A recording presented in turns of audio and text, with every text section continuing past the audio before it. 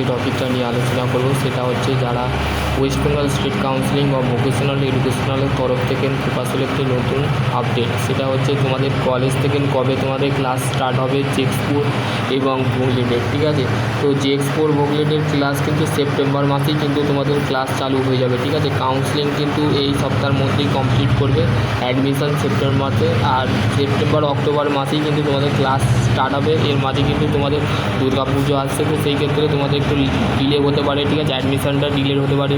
তো সেই ক্ষেত্রে তোমাদের ওবিসি কেস তো মনে হচ্ছে অলরেডি সলভ হয়ে গেছে। তো সেই ক্ষেত্রে যারা পুরনো ওবিসি আছে তাদের ক্ষেত্রে কিন্তু মুখ্যমন্ত্রী জানিয়েছে অনেক বাতিল করা হবে। ঠিক আছে, তো সেই ক্ষেত্রে রিভ্যালিডিং অফ সার্টিফিকেট কিন্তু তোমাদের চাই। ঠিক আছে, তারপর হচ্ছে তোমাদের এবং হচ্ছে এবার কাউন্সিলিং যেটা তোমরা পড়ছো সেক্ষেত্রে তোমরা যদি করাতে চাও, আমার একজন টিচার আছে, সে কিন্তু তোমাকে কাউন্সিলিংটা করিয়ে দিতে পারে। ঠিক আছে, এবং হচ্ছে তোমাদের যেটা হচ্ছে সেটা হচ্ছে র্যাঙ্ক কার্ড পাবলিশ হয়ে গেছে দাদা, তো সেই ক্ষেত্রে আমরা দেখতে পাচ্ছি না। তো সেই ক্ষেত্রে দেখো একটু ডিলে হবে।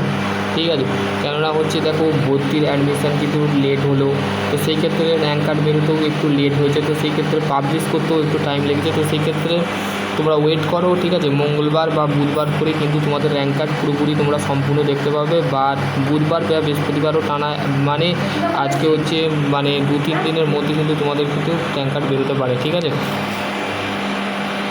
ছাত্রছাত্রীরা র্যাঙ্ক কার্ড দেখতে পাচ্ছে না, তারা অবশ্যই র্যাঙ্ক কার্ড দেখতে পাবে। ঠিক আছে, একটু অপেক্ষা করো, অপেক্ষা করলে কিন্তু তোমরা ফলাফল ভালো দেখতে পাবে, র্যাঙ্ক কার্ডও দেখতে পাবে। এবং তোমরা তোমাদের যাদের র্যাঙ্ক কার্ড মানে দেখাচ্ছে না বা মেরিট লিস্ট দেখতে পাচ্ছ না, তো সেই ক্ষেত্রে একটু অপেক্ষা করো।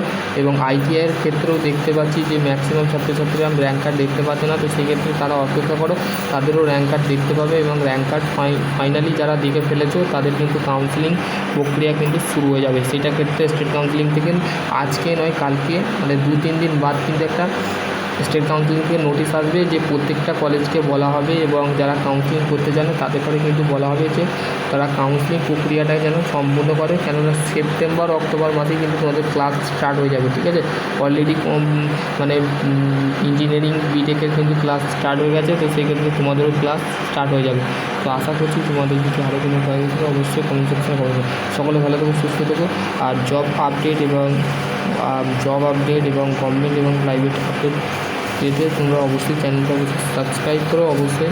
চলো আজকের টপিক এখানে এড করছি। সকলে ভালো থেকো, সুস্থ থেকো। Thank you.